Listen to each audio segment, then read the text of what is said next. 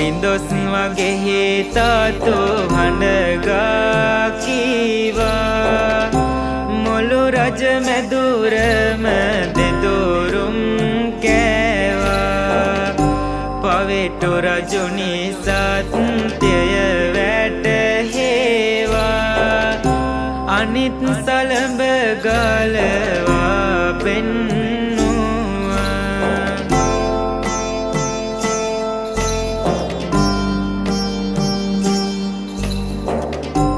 අගහිඟ කම්මැති දුරු කර